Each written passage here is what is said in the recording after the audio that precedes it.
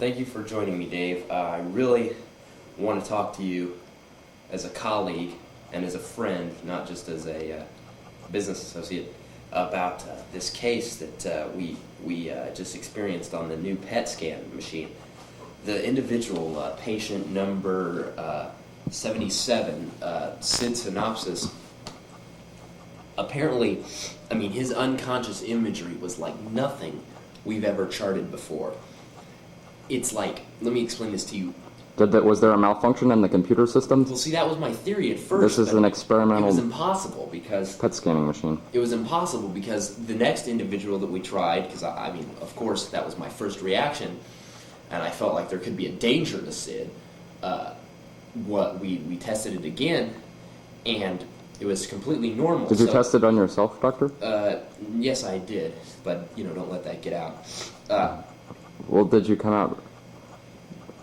what standards by which there was no malfunction or problems with the machines, doctor, again? Whatsoever. That's why I called you here, because, if it was a machine malfunction, it would be simple. But apparently, let me explain to you that Sid's subconscious imagery was like contradicting itself almost. It's like his subconscious mind, through the imagery, I could tell that it's organically constructed itself into a paradox.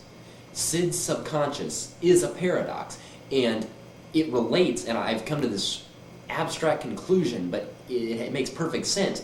Sid has complained of feelings that other people are aggressive, vicious animals out to get him, and basic, primitive... But he's really a rather peaceful individual. He's nonviolent. Right. He's very passive. Right. Very passive for a paranoid delusion in personality. That's the point. He's very passive, and he sees other people as the exact opposite. As like very competitive. Primitive, competitive animals. Barbaric, primitive. Yeah. Exactly.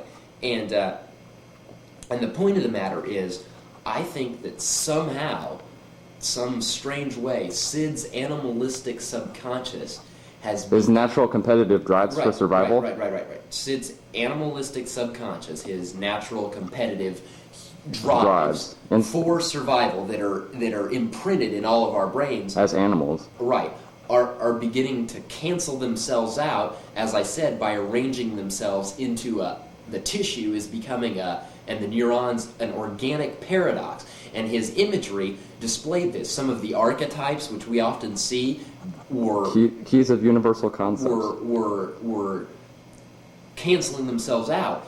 And apparently Sid's animal instincts are being eliminated. And so is it forming a higher brain function? Is he evolving? Exactly, that's what I'm getting to. Sid is becoming an organism of purely peaceful, pastoral, pacifist, contemplative thought. Sid is the first human being to exist in complete higher thought. Without any instincts for competitiveness. Right. Exactly. Or domination over other individuals and suppression of logic. Right. Sid is at one with the unity of all mankind? Well, no, not at all. Sid is beyond mankind. Sid appears to be the first individual who may be displaying what one curious damn psychiatrist thinks is the next stage of human mental evolution. Sid is no longer this. Sid is... as far as the psychiatric logic that we have existing today... What would you formulate as a diagnosis for your theories? I'm going to have to diagnose Sid as the first case of what I would call a subconscious psychosis. Now, as I was saying before, maybe it wouldn't be maladaptive if we could all evolve to Sid's level, but like I said, Sid appears to be, by some weird, divine even method, it's out of the range of any kind of psychological study. Human capability. Right. Earthly capability. Exactly. Would you say he's become... Sid is alien to us. Sid is the pioneer of the future stages of human mental evolution.